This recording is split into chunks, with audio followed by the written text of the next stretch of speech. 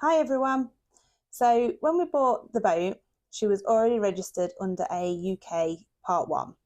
So all we needed to do was change the name from the old owner's name to our name, which was quite simple.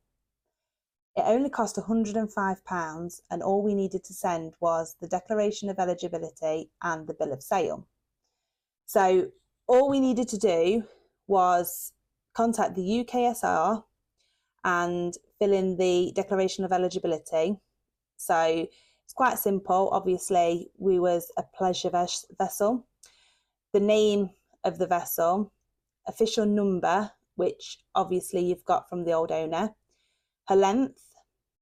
Then we decided that we also wanted to change the boat's name, but originally we was going to wait till a later date. So back in July, Chris had checked to see if the name that we already wanted was available with the UKSR, and it was. But we decided we wasn't going to pay the £153 to reserve that name for us.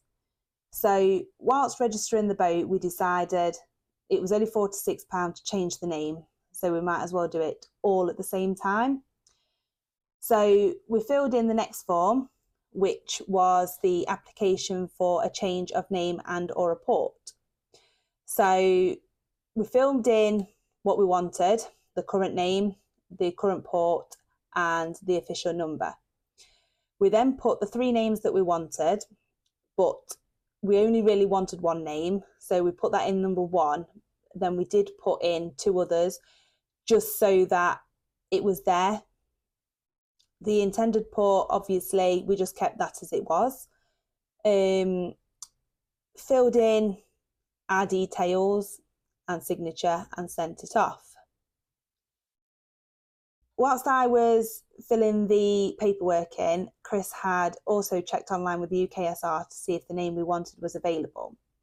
This hadn't come back by the time I'd filled the paperwork in. So we sent the paperwork off, and then we had an email to say that the name we wanted was no longer available. To say we was gutted was an understatement, and I called the UKSR and asked them if they could hold off on our paperwork for the time being, because the other 2 names that we'd put on there we didn't really want to use. They was just there as a backup really, and it was never intended to be used. So after a long weekend of speaking with Intrepid Bear and SV Cordelia for advice, we decided to go with the name that we have gone with, which you will see later on in the episode. So when we bought the boat, we decided we wanted to change the boat's name. Obviously, to do this, we need to go through the naming ceremony. So first of all, we have to get rid of Gigabyte's name, ready for the new name coming. So we'll start off with this. O mighty and great ruler of the seas and oceans, to whom all ships and we are venture upon our vast domain and require to pay homage, implore you in your graciousness to expunge from all time from your records and recollection of the name Gigabyte, which has ceased to be and entirely in your kingdom. As proof thereof, we submit this ingot bearing her name to be corrupted through your powers and forever purged from the sea. Let's check that again. Both of you together. You can help me in a minute, Olivia. You can help me.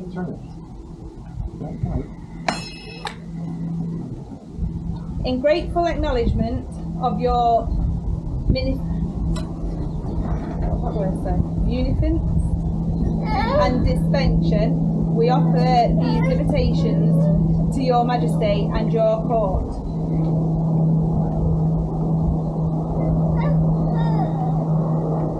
The east to west.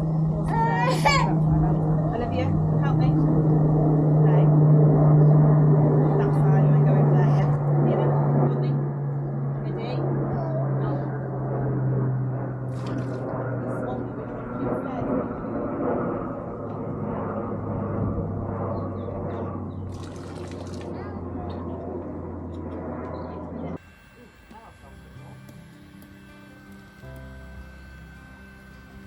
Chris found the easiest way to scrape the old name off the side of the bow was to hang over the side with the girls by his side, making sure he was doing the job properly. They're both never far from his side. The bow was quite easy to remove the name.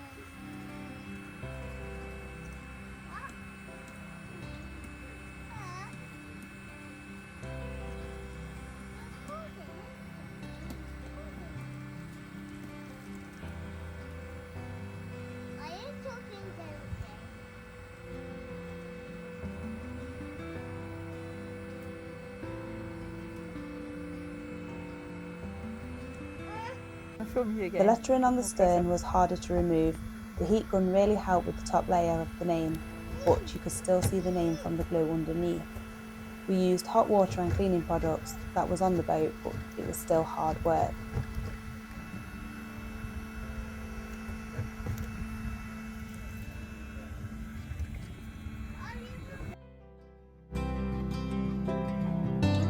So we had a look to see what the time the chandlery was open till, and we had 5 minutes until they closed, so off Chris went to get some acetone.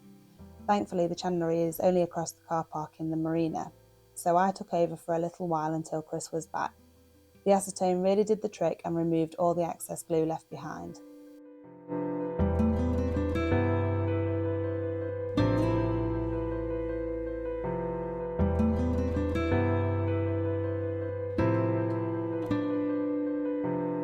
Do you want to look up quickly and give it?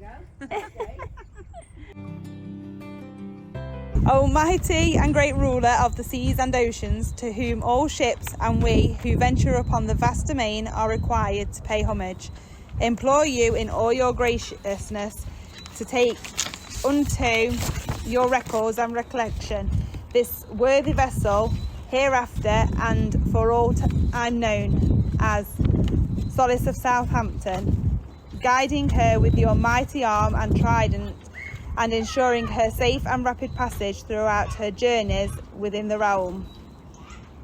In appreciation of your magnificence, deprivation, and in honour of your greatness, we offer these liberations to your majesty and your court.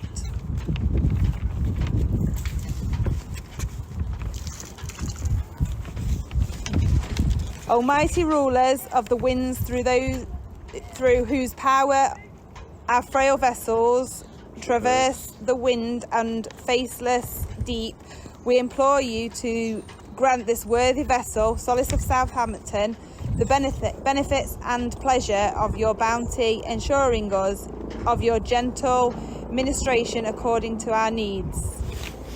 More. Yeah.